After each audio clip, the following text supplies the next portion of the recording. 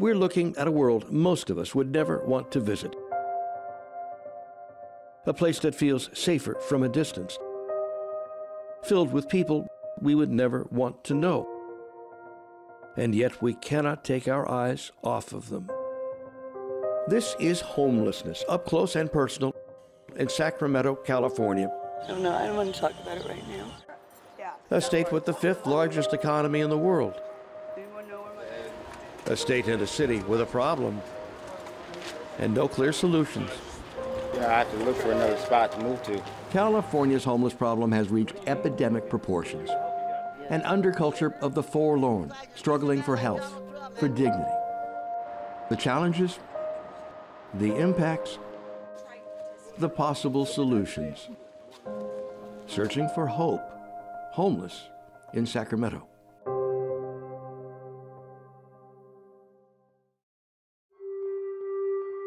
Ahern Street in Sacramento at North B. In the middle of a great city with beautiful river views and home to the governor and California state capital.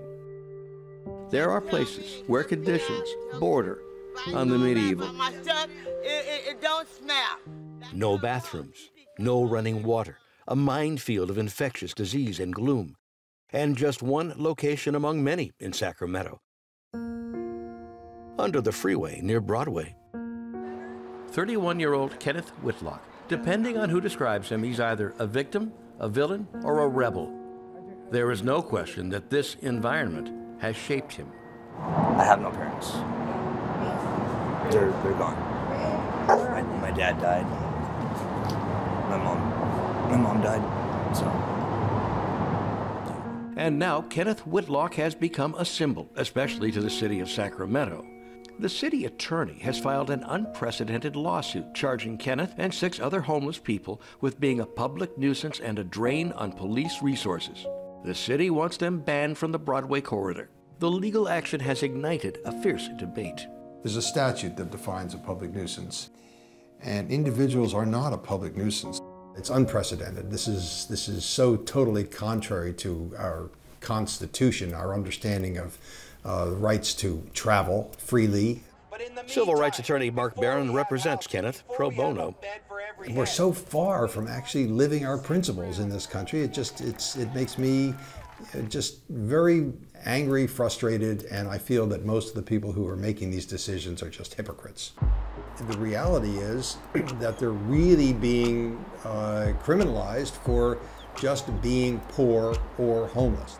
Specifically, the lawsuit charges Kenneth with vandalism and theft. I don't steal from the poor, I steal from the rich. That's all I'm gonna say. I'm being honest. He is also charged with drug-related crimes. These are new ones? Yeah. Most of the homeless do drugs. They do meth, crystal meth, they do heroin, they do everything. Because they're sad, they're depressed, they're miserable. Being on the streets, being on the slums of Sacramento.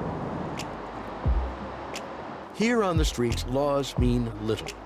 Unwritten codes become gospel. The homeless live in a morally flipped universe where what's right can be wrong and what's wrong often becomes right. I hustle. I do whatever it takes to get the next buck. Not do whatever it takes like sexual, but I hustle as in I do whatever it takes to ease myself, to ease my pain. The drug dealers coming to these people who are living in these camps to sell them drugs.